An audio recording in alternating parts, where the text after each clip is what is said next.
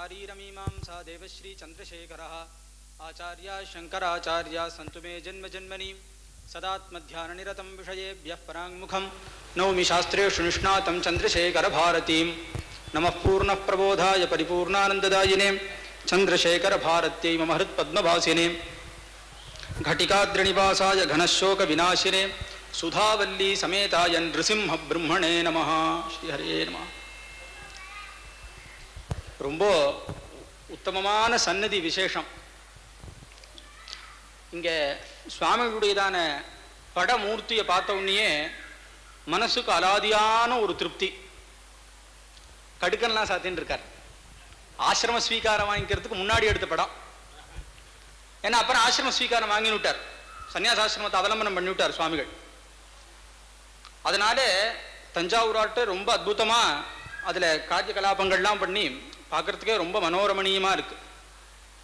ரூபம்ங்கிறது ரொம்ப முக்கியமாக சாஸ்திரம் சொல்றது. ஆனா அந்த ரூபம்ங்கிறது தேஜஸ்ஸினாலேன்னு இருக்கு.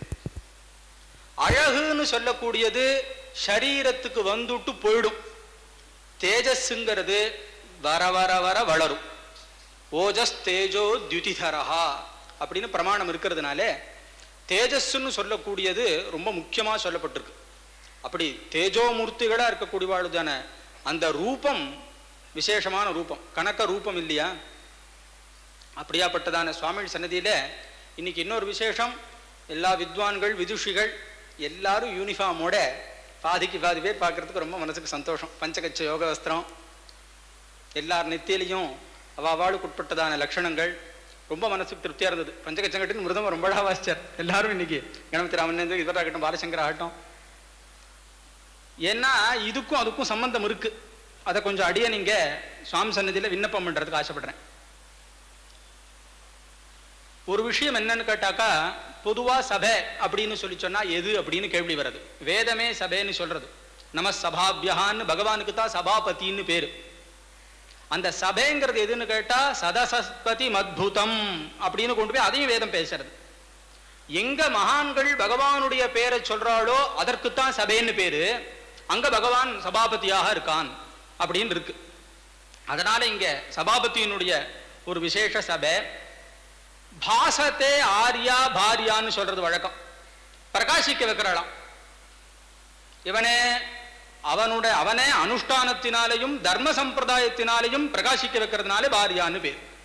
அப்ப சபா அப்படின்னு சொல்றதும் அதனோட கொஞ்சம் ஒத்து வரும். எது நம்மளை எல்லாரையும் பிரகாசிக்க வைக்கிறதா இருக்கு.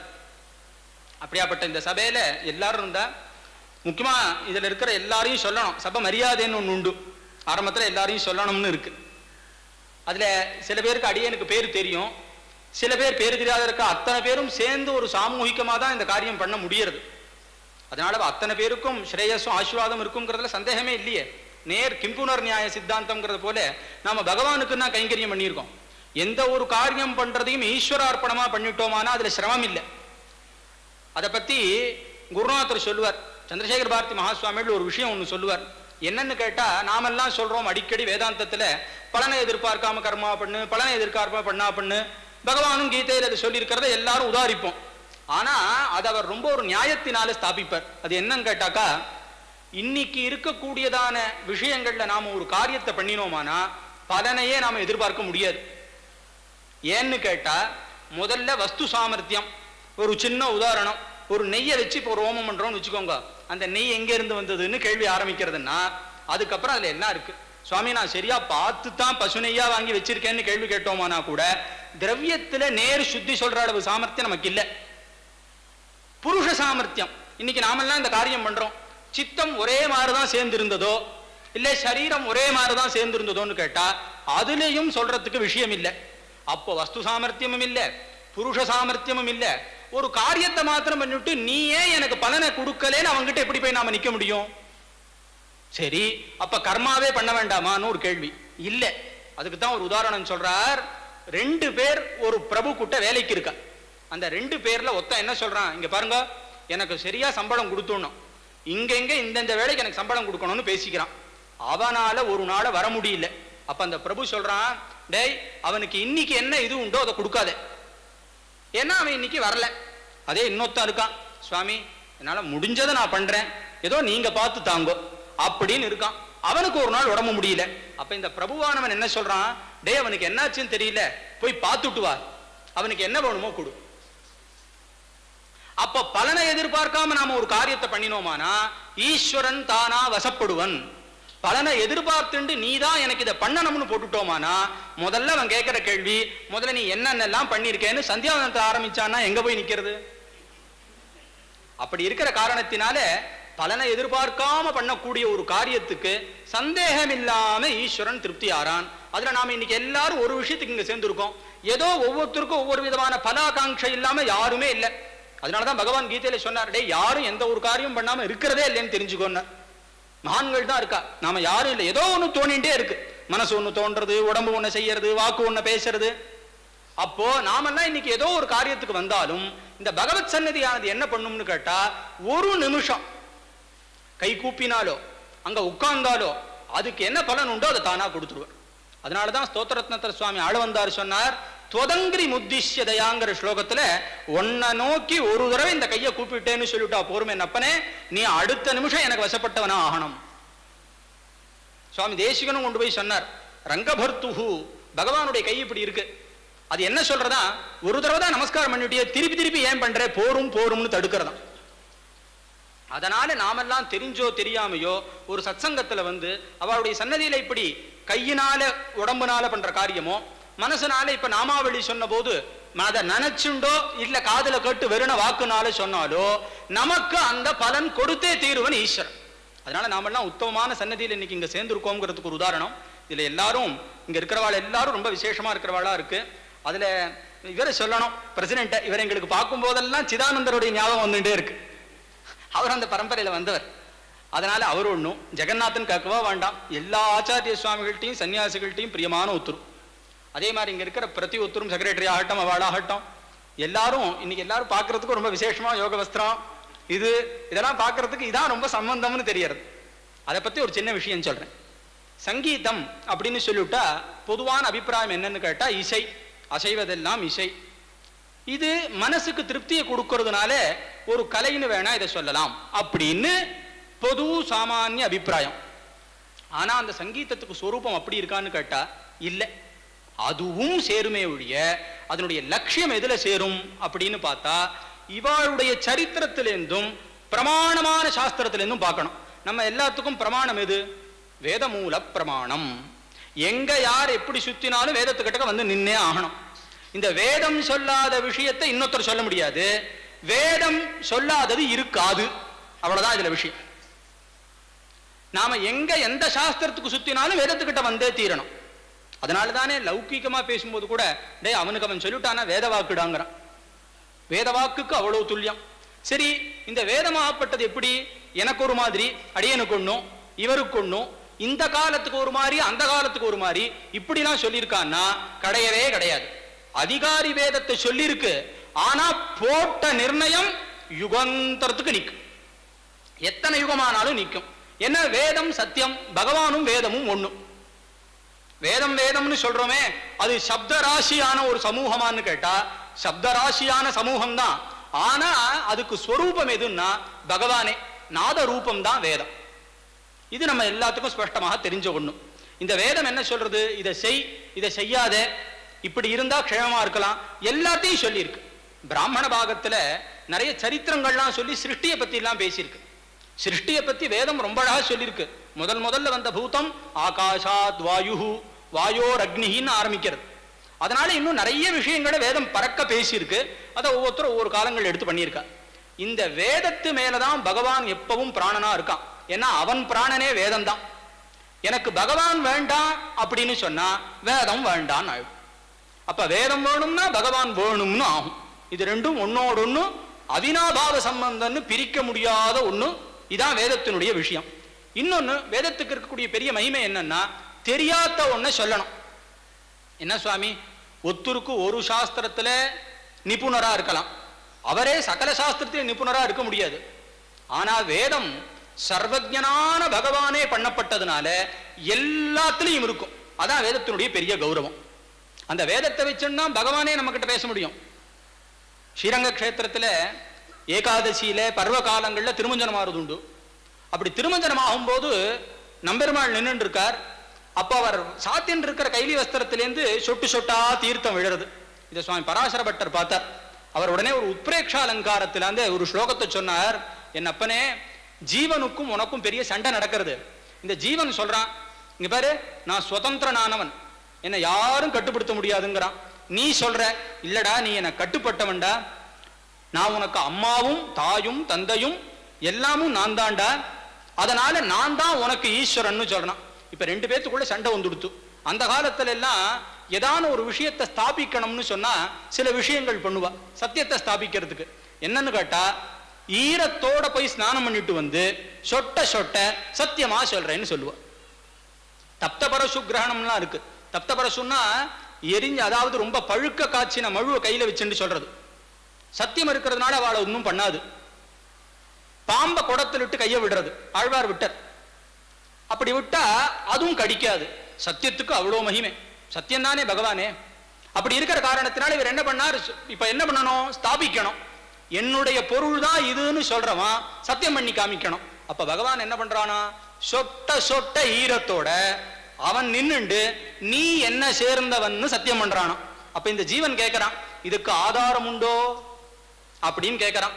அப்ப இவனே என்ன சொல்றான், டேய் வேதமூல பிரமாணம், வேதம் பிரமாணம்டா, வேதம் சொல்லிருக்குடா, நீ என்ன சேர்ந்தவன் வேதம் சொல்லிருக்குடான்னு இவனே பேசும்போது கூட வேதம் சொல்லி இருக்குன்னு தான் பேசுறான். அப்படின்னா அந்த வேதத்துக்கு எவ்வளவு கௌரவம்னு பார்க்கணும். அந்த வேதத்துக்கு அங்கங்கள் இருக்கு. அந்த வேதங்கள்ல ரொம்ப முக்கியமான ஒரு அங்கம் சாமவேதத்தினுடைய அங்கமாக இருக்கக்கூடியது இந்த கந்தர்வம் கானம்னு சொல்லக்கூடிய சங்கீதம். அதனால இதுக்கு அடியேன் சொல்ல வந்தேன்னு கேட்டா, சங்கீதம்னு சொல்லி சொன்னா தனியா ஏதோ ஒண்ணு இருக்கிறது இல்ல, உபமான வேதமே. இன்னொன்னு சங்கீதம்ங்கிறது உபாசனை, நாதோபாசனைன்னே அதுக்கு பேர் இருக்கு.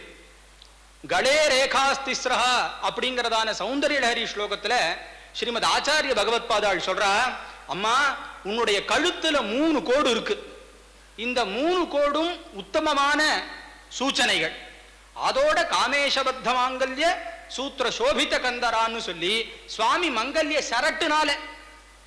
சரட்டுனால அப்படி கட்டியிருக்காராம் அம்பாளுக்கு.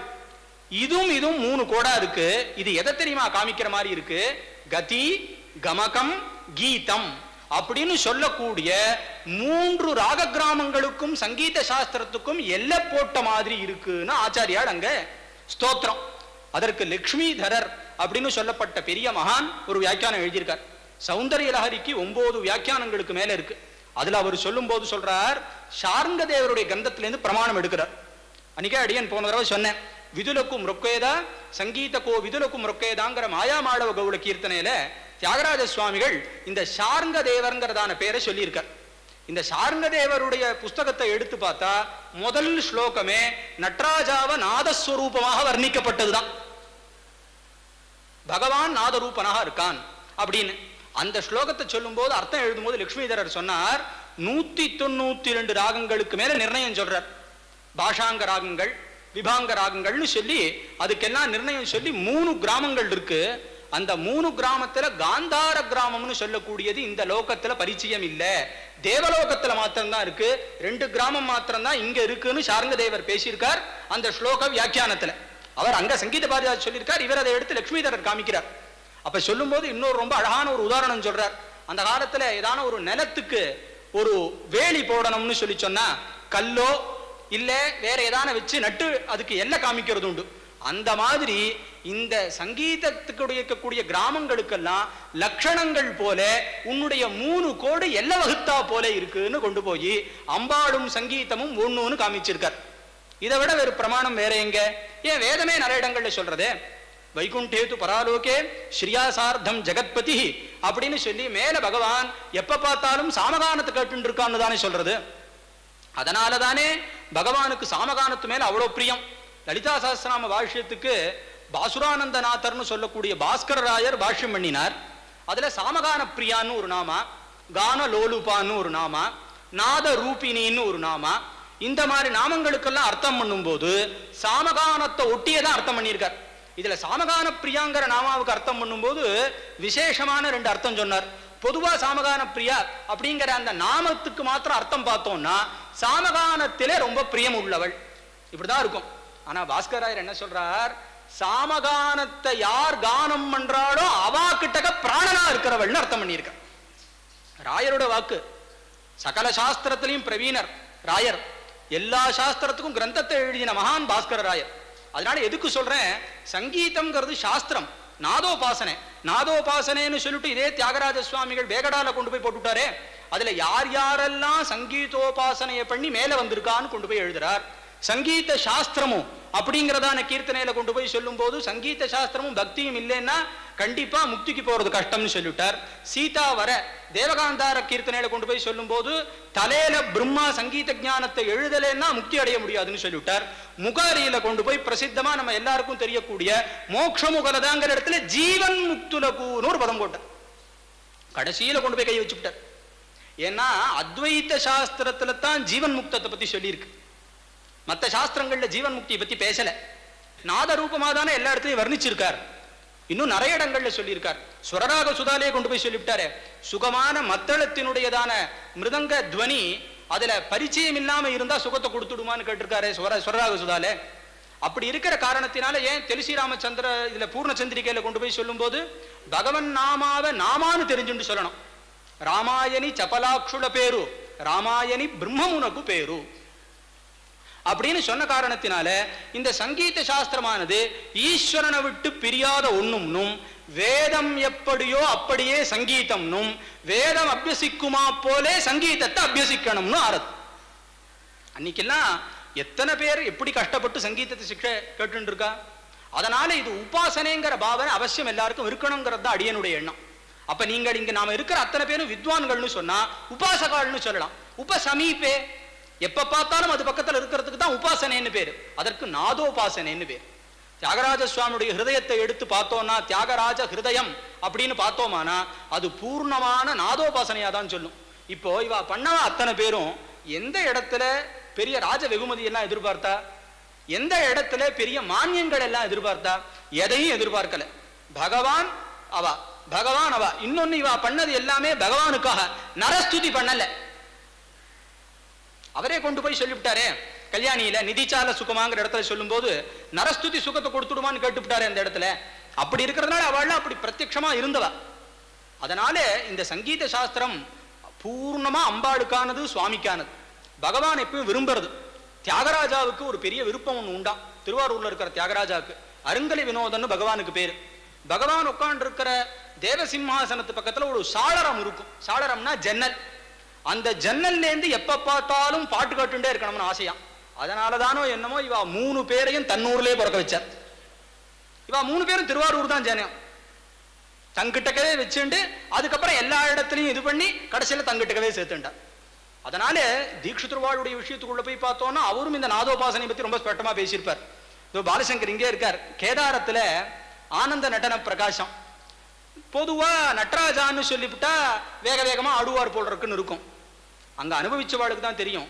சுவாமியினுடைய நடனமானது பிரம்மானந்த நடனமா இருக்கிற காரணத்தினால அது அப்படியே அஜபா நடனத்தை போல இருக்கும். அதனாலதான் ரொம்ப லாவகமா கேதாரராகத்தை போட்டிருக்காரு. அதுல சொல்லுவார் கேதாராதி க்ஷேத்திர ஆதாரம். அங்க வடக்க பிடிச்சார். கேதாரங்கள்ல மாதிரி இருக்கக்கூடிய என்னென்ன க்ஷேத்திரங்கள் உண்டோ எல்லா க்ஷேத்திரத்துக்கும் ஆதாரம் இந்த மூர்த்தியினர். அதனால தீட்சிதர்வாள் நிறைய இடங்கள்ல அந்த மாதிரி விசேஷங்கள் சொல்லிட்டு போயிருக்கார். இது எதுக்கு இவ்வளவு தூரம் சொல்றோம்னு கேட்டா, ஏன் சாஸ்திரிகள் மாத்திரமா, சரோஜதள நேத்திரியில என்ன, மற்ற இடங்கள்ல என்ன, எல்லா இடத்துலையும் சாமகானத்தை கேட்டுட்டே இருக்கிறவள் இல்லையா நீன்னு தானே கொண்டு போய் சொல்றார். அப்படி இருக்கிறதுனால சங்கீதம்ங்கிறது சாஸ்திரம். எத்தனை பெரியவா கஷ்டப்பட்டு அந்த காலத்துல இதெல்லாம் பண்ணியிருக்கா.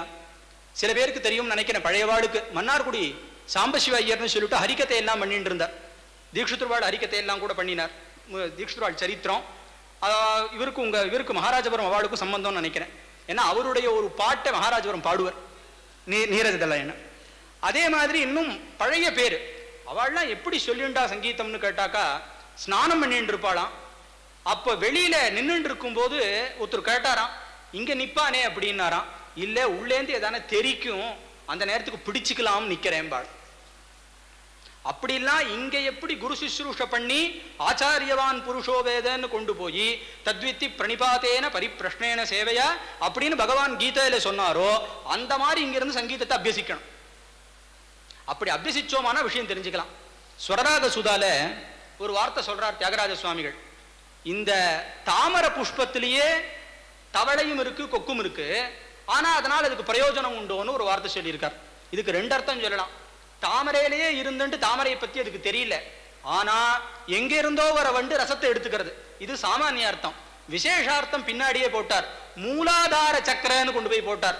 நம்ம சரீரத்துக்குள்ளேயே நாத ரூபமா இருக்கக்கூடிய பிரம்மத்தை அப்படி உபாசனை பண்ணாம விரல விட்டுடுறோமே, இது எவ்வளவு பெரிய சிரமம். அதனால ஸ்வரராகத்தோட சேர்ந்த ரசயுத பக்தின்னர். பக்தி இல்லாத சங்கீதம் பிரயோஜனப்படாது இல்லையா? அதனால நாம பண்றதெல்லாம் உபாசனையாக பண்ணணும். இன்னைக்கு இப்படி நாம அத்தனை பேரும் சேர்ந்து எத்தனையோ காலமா எடுத்து அந்த மகாபுருஷர் சித்தியாயி அவர் இருக்கும் போது இதை எதையும் அபேட்சிக்கல, எதையும் பண்ணல. ஆனா இன்னைக்கும் நாமெல்லாம் தெரிஞ்சோ தெரியாமலோ ஒவ்வொருத்தருக்கும் ஒவ்வொரு விதமான அபிப்பிராயத்துல எல்லாரும் வந்து இந்த இடத்துல இருக்கோம் மொழியோ. அதுதான் அதுகிட்ட இருக்கக்கூடிய விசேஷம். திருநெடுந்தாண்டக வியாக்கியானத்துல சுவாமி பெரியவாச்சாம்புள்ள ஒரு விஷயம் சொன்னார். அன்னமானது போலே எம்பெருமான் இருப்பதுன்னார். அன்னம்னு சொல்லி சொன்னா ஆகாரம். அன்னம் நனிந்தியாத்து, அன்னம் பிரம்ம அப்படின்னு சொல்றது. அந்த இடத்துல அன்னம்னு சொல்றதுக்கெல்லாம் வேதாந்த அர்த்தம் பரமாத்மான்னு அர்த்தம் அது இருக்கு. இன்னொரு அர்த்தம் இருக்கு. பொதுவா அன்னம்னு சொன்னா அன்னத்தை நிந்திக்காதே அப்படிங்கறது நமக்கெல்லாம் பெரியவா சொல்லி கொடுத்தது. அந்த காலத்துலாம் பருக்க கீழே சிந்தினா எடுத்து சாப்பிடணும். நம்ம ஒரு பறிக்க லட்சுமின்னு சொல்லி தந்த வழக்கம் உண்டு. சில பேரு கண்டூஷம் பண்ணி கொப்பளிக்கும் போது பறிக்க வந்து கொடுத்தோம்னா அதை மென்னுட்டு அப்புறம் துப்பிடுவா. இதெல்லாம் சிஷ்டாச்சாரத்திலேருந்து பார்க்கக்கூடிய விஷயம். சொல்லி மாத்திரம் இல்லை, சிஷ்டாச்சாரத்தில் இருக்கிற விஷயம். இது எதுக்கு சொல்ல வரேன்னு கேட்டாக்கா, அன்னம் என்ன பண்ணுமா, ருச்சியான ஆகாரத்தையும் கொடுக்கறது, புஷ்டியும் கொடுக்கறது. ஆனா அதே நேரத்துக்கு அன்னம் பகவானுக்கு நிவேத்தியம் பண்ணாமையோ அசாஸ்திரியமாவோ பரான்னமாவோ இருந்தா பேத புத்தியும் கொடுத்துடும். ஆகார சுத்தௌ சத்வசுத்திஹி அப்படின்னு கொண்டு போய் அதை பத்தி பேசுறது. இப்ப பகவான் எப்படி இருக்கான்னா, அவனை ஆசிரியிச்சுட்டா பசியும் போக்கிடுறான், கலப்பையும் போக்கிடுறான், தேவையானது எல்லாத்தையும் தரான். இது பகவான் கிட்ட இருக்கக்கூடியதான ஒரு குணம். அந்த மாதிரி இது எதுக்கு சொல்ல வரேன்னா, மகான்கள்லாம் இதை பத்திலாம் எதையும் எதிர்பார்க்காம நாம இந்த நாதோபாசனைங்கிறத ஒண்ணு பண்ணிட்டு இருந்தோமானா அது ஐஹிக ஆமுஷ்மிகம் ரெண்டுத்தையுமே கொடுக்கும். அதனால தானே தீட்சிதர் இடத்துல சொன்னார், போகசாலிகள்னாலையும் ஆசிரியக்கப்படுறவர், யோகசாலிகள்னாலையும் பாவிக்கப்படக்கூடியவர். அப்படி இருக்கிற காரணத்தினால இந்த நாதோபாசனையானது அவ்வளோ விசேஷமானது. பகவான் ரொம்ப விரும்புறது சங்கீத சாஸ்திரத்தை தவிர வேற எதுவும் இல்லைங்கிறது நிறைய இடங்கள்ல பார்க்கலாம். ஏன்னா இவருக்கு உடனே அங்கே மனசு போயிடும். அதனாலதான் கொண்டு போய் ஒருத்தரோட சொன்னார் தாய்மானவ சுவாமிகள், எல்லாரும் கொண்டு போய் பரமேஸ்வரன் அங்க இங்க தேடினா, அவர் திருவடி திருமுடின்னு எங்கெங்கயோ தேடினா, பரவ வீட்டு வாசலுக்கு வந்து காத்துட்டு இருந்தா அழகா பார்த்துருக்கலாம்னார். ஏன்னா சுவாமிக்கு அந்த இது இடிக்குமா. எதுக்கு போனார்னா சுந்தரருடையதான பாட்டுக்காகத்தானே போனார். இப்படி பகவான் ஒவ்வொரு இடத்துலையும் பாட்டுக்காகத்தானே எல்லா காரியத்தையும் பண்ணியிருக்கார். தீட்சித்ருவாள் அக்ஷயலிங்க விபோ பாடி கதவை திறந்து வச்சதை போன தடவை சொன்னதா இருந்தது. ஏன் அதே தீட்சித்ருவாள் அம்பாள் பிரார்த்திச்சு மழையை கொண்டு வர வைக்கலையான்னு? இன்னைக்கும் நவக்கிரக கீர்த்தனையை பாடினா சந்தேகம் இல்லாம எல்லாத்துக்கும் க்ஷேமமாறதுங்கிறது அனுபவம். ஏன்னா சௌராஷ்டிரார்ண மந்திராத்மனே சௌவர்ண ஸ்வரூபாத்மனே பாரதீஷ ஹரிஹராத்மனே புக்தி முக்தி விதரணாத்மனே. கடைசி சரணம் இது முடியும் போது கிருத்தியில இதுல சௌராஷ்டிரத்துல சூரிய மூர்த்தேல. இன்னைக்கும் சௌராஷ்டிரம் மங்களகரமான ராகம்ங்கிறதுல யாருக்கும் எந்த சந்தேகமும் இல்லை. அதை ஒண்ணு கட்டுட்டா கூட போறோம். அதுல சௌராஷ்டிரார்ண மந்திராத்மனேன்னு ஒரு பதம் போட்டார் தீட்சிதர். அது எங்க சொல்லி இருக்குன்னா வேதத்துல சொல்லியிருக்கு.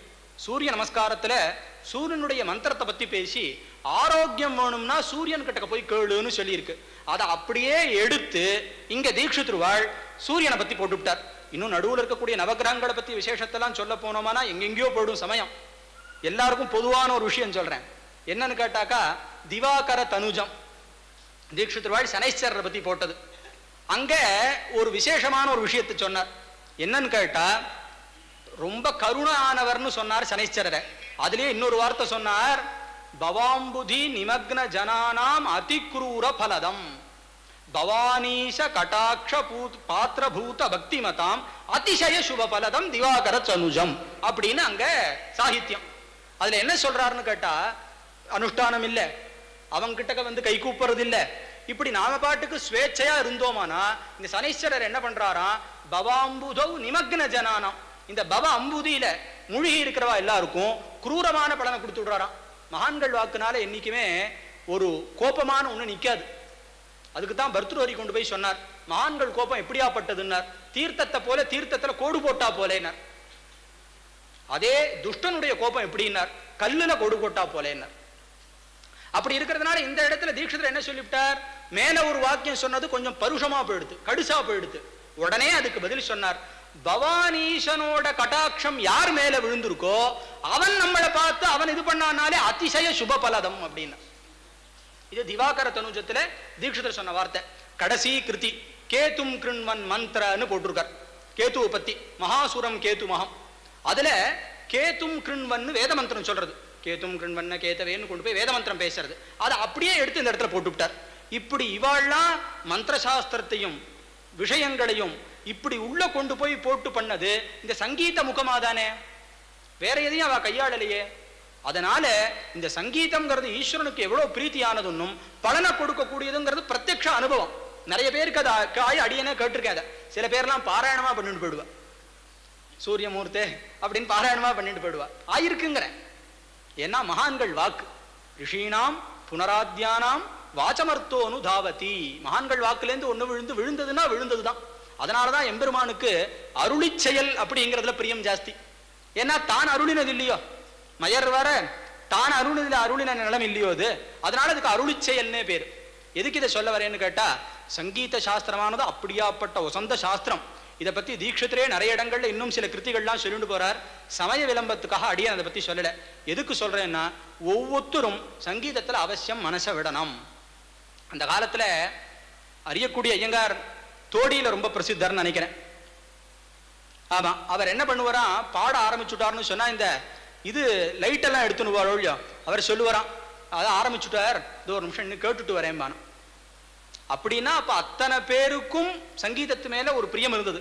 காரணம், நிறைய பேருக்கு அந்த காலத்துல ரேடியோ தானே, சாயங்காலம் எடுத்துனாலோ இல்ல எம்டி ராமநாத கச்சேரியோ யாரோ ஒருத்தர் கேட்டு இருப்பான்னு தான் அப்பெல்லாம் கேட்டிருக்கோம். இன்னைக்கு சாதனங்கள் நிறைய வந்துடுத்து நமக்கு. ஆனாலும் இந்த சங்கீதத்துல மனசை விடுறது அடியன் அடிக்கடி அதான் சொல்லுவேன், கேட்டா போறோம். சில பேர் என்ன சொல்லுவா, லஜ்ஜப்பட்டு எனக்கு ஒன்னும் தாளம் தட்ட தெரியாது. ஏன்னா பாடுறதை விட பாடும்போது எதிரில் தாளம் தட்டுறாளை கவனிக்காம இருக்கிறது தான் சூக்ஷ்மம். தட்டி போயிடுதுன்னா கஷ்டம். அதன் காரணத்தினால எனக்கு அதெல்லாம் ஒன்றும் தெரியாது, நான் எப்படி அதில் ஈடுபடுவேன்னு.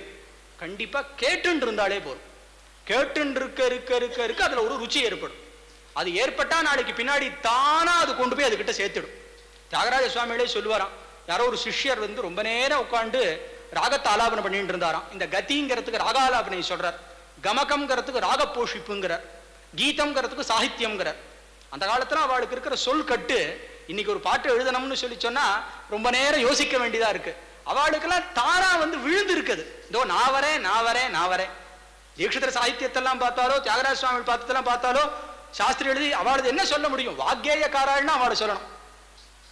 அப்ப என்ன எழுதுறதுன்னு கேட்டாக்கா, இந்த இடத்துல அப்படி பகவான் கிட்டக்க ரொம்ப நாம ஈடுபடுறோம், அந்த வாக்குக்கு ஒரு பெரிய மதிப்பு இருக்கு அப்படின்னு சொல்லி சொன்னா அதுல நாம் ரொம்ப நிஷ்டையோட இருக்கணும். அப்ப அந்த வேதமும் சாஸ்திரமும் மந்திரமும் புராணங்களும் எல்லாம் இதுக்குள்ள சேர்ந்துருக்கு. இது தியாகராஜ சுவாமி பூஜை பண்ணிட்டு இருக்கார். அப்போ அவர் சிஷ்யர் ஒருத்தர் உட்காந்து ரொம்ப நேரம் ராக ஆலாபனை பண்ணாராம். சுவாமிகள் கூப்பிட்டாராம், கொஞ்சம் சாகித்யத்திலையும் மனசை விடுமே அப்படின்னாராம். ஏன்னா இப்ப எந்தரோ மகானுபாவில் ஆகட்டும், ஏன் ரொம்ப முக்கியமா தன்னை பத்தி நெய்ச்சியானுசந்தானம் சிரேஷ்டம்னு வைஷ்ணவ சம்பிரதாயத்தினுடைய முக்கிய இலக்கியம் அதுதான். அமரியாத க்ஷுத்ரஹா சலமதி ரசூயான்னு கொண்டு போய் ஆள வந்தார். ஆழ்வாருமே கொண்டு போய் சீலமில்லா சிறியேன்னு கொண்டு போய் சொன்னார். பெருமாள் சன்னதியில போய் நிற்கும் போது நமக்கு என்ன இருக்குன்னு போய் நிக்கணும். இதை தியாகராஜ சுவாமிகள் சொன்னார், கடு துர்விஷயா கிருஷ்டுடையின. நான் எப்படி இருக்கேன் எம்பெருமானே, கடு துர்விஷயத்தோடு சேர்ந்திருக்கேன். இங்கேருந்து தியாகராஜ சுவாமிகள் நேரா போறார் திருப்பதிக்கு. அவர் சிஷ்யம் ஒருத்தர் வேக வேகமா ஓடி போறான். எங்க சுவாமிகள் வந்துட்டு இருக்கார், அதுவும் மலை ஏறணும். இப்ப மாதிரி எல்லாம் கார் இல்ல, யோசிச்சு பாருங்க. அனுஷ்டானத்தை வேற பண்ணணும், குமுட்டி அடுப்ப கட்டிட்டு போகணும். எப்படி பெரியவாள்லாம் யாத்திரை பண்ணியிருக்கான்னா, இப்ப நம்ம நினைச்ச மாதிரி இந்த இதை போட்டுட்டு பண்ணிட்டு பண்ற மாதிரி பண்ணல. இப்படி இதெல்லாத்தையும் பண்ணிண்டு மேல ஏறுறார். அப்படி ஏறின சிஷ்யர் வேக வேகமா ஓடி வர்றார். எங்க குருநாதர் சுவாமிகள் வந்துட்டு இருக்கார், ஸ்ரீனிவாசன் தேவைக்காகன்னார். இல்ல சமயமா எடுத்துன்னு தெர போட்டு விட்டார். தெர போட்ட உடனே எதிரில் நிக்கிறார். யாருக்கிட்டையும் கோச்சிக்கல, என்னை பத்தி சொல்லுங்கோன்னு யாருக்கிட்டையும் சொல்லவும் இல்லை. நேரா ஸ்ரீனிவாசனை பார்த்து சொன்னார், என் அப்பனே இந்த திரையை திறக்காகாதா? அவர் என்ன சொன்னார்னா, இந்த திரையை நான் சொல்லல, என் மனசுக்குள்ள இருக்கக்கூடியதான ஷட்ரிப்புக்கள்ங்கிற திரையை திறக்காகாதான்னார். ஸ்ரீனிவாசனோட திரை அப்படியே இருந்து விழுந்து. அந்த காலத்துல அந்த கவி வீரராகவர்னு சொல்லிட்டு ஒரு பெரிய கவி இருந்தார். அவர் கண்ணு கொஞ்சம் தெரியாது, நல்ல தமிழ்ல நிபுணர். அவர் இங்கேருந்து ஸ்ரீலங்காவுக்கு போயிருக்கார். அங்க போன போது இவர் நல்ல நிபுணரானதுனாலையும் படிப்பரானதுனாலையும் பொறாமைங்கிறது கூடவே இருக்கும் மொழியோ மற்றவாளுக்கு. அவ சொன்னாடா, மகாராஜா முதல்ல நீர் அவரை பார்க்கப்படாது, அது தோஷம், அதனால தெரை போட்டு நுடும்னாராம். அவரும் தெரை போட்டு நுட்டார். கீழே அவர் இருக்கார். அப்ப அவர் சிஷ்யன் ரொம்ப சாமர்த்தியசாலி. அவன் என்ன பண்ணானா, இதை பார்த்துட்டு அவர்கிட்ட தெரிவிக்கணும். ஆனா சபை வேற. அவர் உட்காரும் போது சிவச்சிதம்பரம் சிவச்சிதம்பரம் சிவச்சிதம்பரம்னு பகவான் பேரை சொல்லிட்டு உட்கார்ந்தானா. ஒரு நிமிஷம் யூகிச்சாராம்.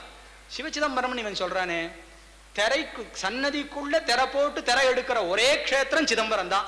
ஓஹோ, திரை ஆயிருக்கு போல் இருக்குன்னு சொல்லி முத்து திரை அத்து விழட்டம்னார். திரை அருந்து விழுந்தது. ராஜா ஓடி வந்து வந்தனம் பண்ண. காரணம், அவர்கள்லாம் எந்த விதமான ஒரு விஷயத்தையும் எதிர்பார்க்காம நிஷ்டையா சுவாமிகிட்ட மாத்திரம் பார்த்தா. இன்னைக்கு நாம எல்லாரும் ஒரு விஷயத்தை கவனிச்சுக்கணும். என்னன்னா, பொதுவா நாம அத்தனை பேரும், இங்க இருக்கிற அத்தனை பேரும், மனுஷனுக்கு பகவான் என்ன கொடுத்துருக்கான்னா, தங்கிட்ட ஏதோ ஒரு விஷயத்தை கொடுக்குறான். இங்க இருக்கிற பிரதி ஒத்துருக்கிட்டையும் ஒரு விசேஷமான குணம் உண்டு. ஆனா நாம நிறைய சமயங்கள் என்ன பண்ணிடுறோம், அதை வெளியில காமிச்சுக்கணுங்கிறதுலயே ஓடுறது.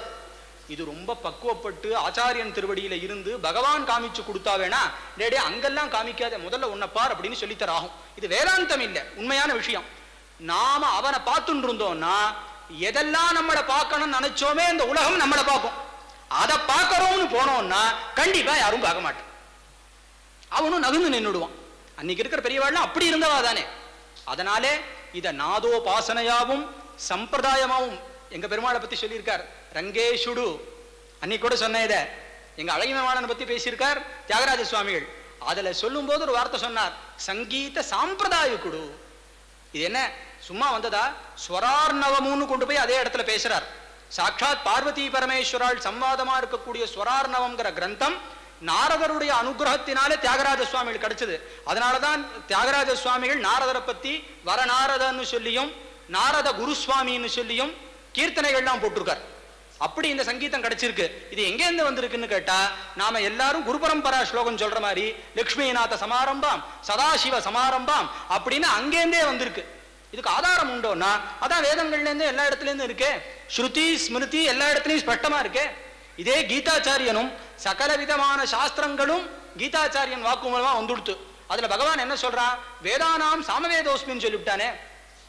அதனாலதானே திருவாய்மொழிக்கு இருக்கிற பெரிய ஏற்றமே சஹஸ்ர சாகோபனிஷத் சமாகமம். ஆனா அந்த திருவாய்மொழி 1000ம் மதிலரங்கர் மேல் சொன்னது, நம்பெருமாளுக்கு சொன்னது. அங்கங்க அவ வந்து எடுத்துன்னு போனது. அதனால இது எதுக்கு சொல்ல வரேன்னு கேட்டாக்கா, வேதமே இதுதாங்கிறத பத்தி நல்ல விஷயமா தான் நிறைய இடங்கள்ல சொல்லிட்டு போயிடுத்தேன். அப்படி இருக்கும்போது நமக்கு அதுல அத்தியந்தமான விஷய கௌரவம் வேணும். அதனால நாம் அதை வேதமாவே பார்க்கணும், நாதோபாசனையாகவே அதை தெரிஞ்சுக்கணும், அதை அப்படிதான் உணரணும். ஆரம்பத்தில் சிக்ஷை சொல்லிக்கிறோம், பாட்டு சொல்லிக்கிறோம். அதுக்கப்புறம் போக போக போக நித்தியமும் சுவாமி கிட்ட கொஞ்ச நேரமாவது வாஸ்தவமா அந்த மனசை விடணும். அப்படி விட்டு இதை நாம் உண்மையா அனுபவிச்சோமானால் சந்தேகம் இல்லாம நாமும் அந்த இதை அடையலாம். ஏன்னா இங்க இருக்கிற எல்லாருக்கும் இந்த சங்கீத பிரசாதம்ங்கிறது பூர்வ ஜன்ம வாசனையினால வருதுதான். எல்லாருக்கும் எடுத்த மாத்திரத்துல வரது இல்லை. அதை பயன்படுத்திக்க வேண்டியது நாம தான். ஆனா அதுல சொன்னா போல இது சாம்பிரதாயிகமாக இருக்கக்கூடியதுங்கிறத திருப்பி திருப்பி ஞாபகம் வச்சுக்கணும். இதுக்கு ஒரு சம்பிரதாயம் இருக்கு. சிந்தாமணி கிரகத்துல பரதேவதையானவள் உட்காந்துருக்கா. எப்படி வைகுண்டம் கைலாசம் சொல்றோமோ அந்த மாதிரி ராஜராஜேஸ்வரனுடைய திவ்யாஸ்தானத்துக்கு சிந்தாமணி கிரகம்னு பேரு. அந்த சிந்தாமணி கிரகத்துல அம்பாள் உட்காந்து என்ன பண்ணிட்டு இருக்கான்னு கேட்டா, அவளும் இதேதான் பாட்டு தான் கேட்டு இருக்கா. ஆனா என்ன பாட்டு? சரஸ்வதி வாசிக்க தன்னுடைய ஆத்துக்கார் பண்ண திரிபுர சம்ஹாரம், அப்புறம் மத்த இவாளெல்லாம் அசுராளெல்லாம் வதம் பண்ணதெல்லாம் கேட்டுட்டே இருக்காளாம். அப்படி ஒரு நாள் கேட்கும் போது அம்பாள் என்ன சொன்னாலாம், ஆஹான்னு ஒரு வார்த்தை சொன்னாலாம். ஜெகநாதன் சுவாமி போன தடவை இந்த பத்திரிக்கை கொடுத்து ஆக்குவானம் பண்ண வந்த போது அவர் சிதானந்தரை பார்த்து ஒரு வார்த்தை சொன்னார். இந்த மாதிரி இவர் எங்கேயாவது சபாஷ்னு சொன்னா நாங்க பயந்துக்கணும்னார். அந்த மாதிரி பரதேவத்தை என்ன பண்ணினாங்க பார்த்து ஆஹான்னாலாம். அடுத்த நிமிஷம் வினிர்பர்ச்சித கச்சபின்னு சொல்லி அதை அப்படியே உரையோட மூடினாலும். ஏன்னா இத்தனை நேரம் தான் வாசிச்சதுடையதான ஒரு மாதுரியம் அம்பாளுடைய ஒரு வாக்குனால வந்துடுத்தான். அதனாலதான் வேதாரண்யத்தில் இருக்கக்கூடிய அம்பாளுக்கு யாழை பழித்த மொழி எம்மைனும் சமஸ்கிருதத்துல வீணாகான விதூஷணின்னும் பேரு. அதனால எதுக்கு சொல்றேன், அம்பாள் எப்பவும் கையில வீணையை வச்சுட்டு இருக்கா. வீணையும் இந்த சரீரமும் ஒண்ணும். சதுர்தண்டி பிரகாசிக்கான ஒரு உத்தம கிரந்தம் எழுதினவர் யார் தெரியுமோ? அக்னிஹோத்திரத்தை விடாம அனுஷ்டானம் பண்ணி சாங்கோபாங்கமா ஷடங்கத்தோட வேதத்தை அத்தியனம் பண்ணி பஞ்சகச்சன் திரிபுண்டம் வேத லட்சணமா சொல்லக்கூடியதான பத்த சிகையோட இருந்த வேங்கட மகி. மகின்னு சொல்லி சொன்னா யாகம் பண்ணவாளுக்கு சொன்ன பேரு. அவர் சங்கீத சாஸ்திரத்துக்கு நிர்ணய கிரந்தம் எழுதியிருக்கார். அதே போல மகாவைத்தியநாத சிவன், இன்னைக்கு ரொம்ப சில பேருக்கு தெரிஞ்சிருக்கும்னு நினைக்கிறேன். அந்த மகாவைத்தியநாத சிவன் எப்பவும் கச்சம் யோக வஸ்திரம் இப்படிதான் இருப்பாராம். மேளகர்த்தா ராகங்களுக்கு இது பண்ணவர். அவர் அவ்வளவு பெரிய மகான். அவர் என்ன பண்ணுவாரா, சுவாமி திருவையாறுல பஞ்சநதீஸ்வரர் புறப்பாடு ஆயிட்டார்னு சொன்னா விசேஷ உற்சவம் அங்க உண்டு. அப்படி சுவாமி கிளம்பிட்டார்னா நடு ரோட்ல திருத்தீய வஸ்திரத்தை போட்டுண்டு சுவாமி இருக்க உட்காந்து பாடுவாராம். அப்படியாப்பட்ட சிவபக்தி அவருக்கு. அவர்தான் ஒரு தடவை சிவ பூஜை பண்ணும்போது பில்வம் தீர்ந்து கொடுத்து அடுக்கலைக்குள்ள பார்த்தார், கீரை இருந்தது. எடுத்து சிவாய நமஹ மகேஸ்வராய நமஹ சம்பவே நமஹான்னு பண்ணிவிட்டார்னு சுவாமி அப்புறம் அவருக்கு விசேஷ அனுகிரகம் பண்ணாராம் கனவுல. இது எங்கன்னா உவே சுவாமிநாத ஐயர் சங்கீத மூவர்னு ஒரு புஸ்தகம் எழுதியிருக்கார். அதுல கணம் கிருஷ்ணய்யர், அதுக்கப்புறம் மகாவைத்தியநாத சிவன், கோபாலகிருஷ்ண பாரதிகள், இந்த 3 பேரை பத்தியும் எழுதி இவ அத்தனை பேருக்கிட்டையும் விசேஷமா இந்த சங்கீதம் எப்படி இருந்தது, அனுஷ்டானம் எப்படி இருந்தது அப்படிங்கிறத எழுதியிருக்க. அதனால இந்த உபாசனை நமக்கு கிடைச்சது பெரிய லாபம்.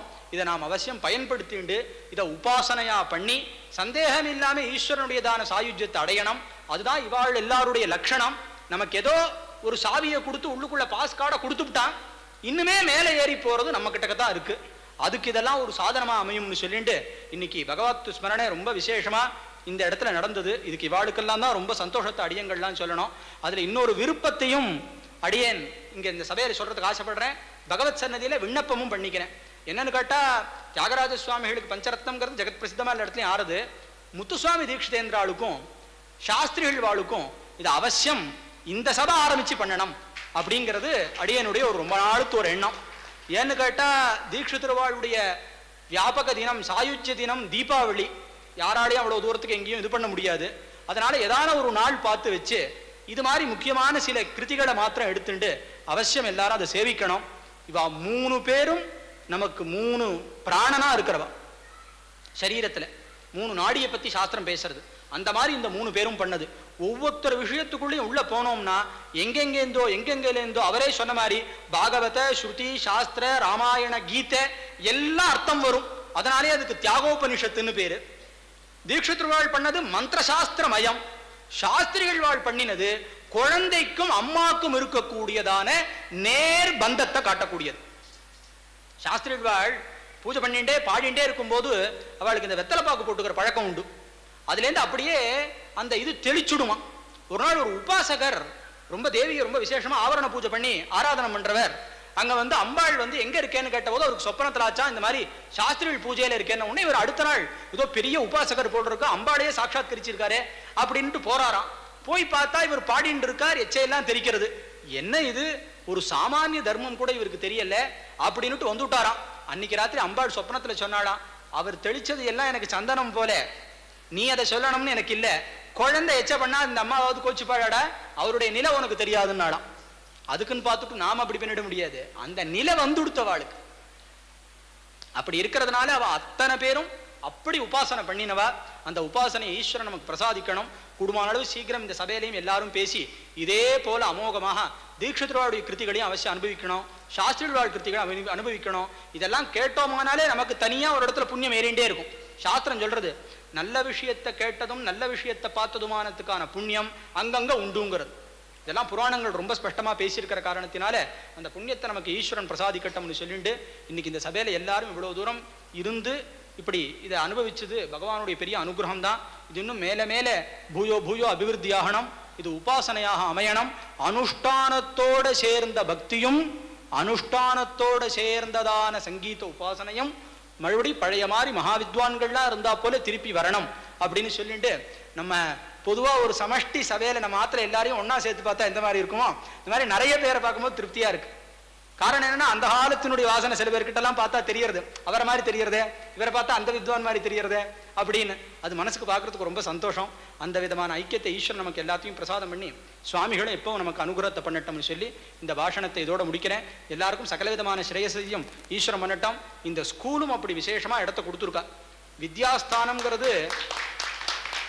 வித்யாஸ்தானம்ங்கிறது ஈஸ்வரன் இருக்கக்கூடிய ஸ்தானம்னு சொல்றது. முன்னாடி ஹயக்ரீவன் ரொம்ப அற்புதமா எழுதியிருக்கார். அதுவும் பார்க்கறதுக்கு ரொம்ப மனசுக்கு சந்தோஷமா இருக்கு. இந்த பக்கம் மகாகணபதி, இந்த பக்கம் சரஸ்வதி, ரொம்ப அழகா இருக்கு பார்க்கறதுக்கு. இந்த வித்யாஸ்தானத்தில் இப்படிலாம் இருக்கிறது பெரிய லாபம். நாளைக்கு அந்த குழந்தைகளுக்கும் இதில் ஒரு பரிச்சயம் ஏற்படும்.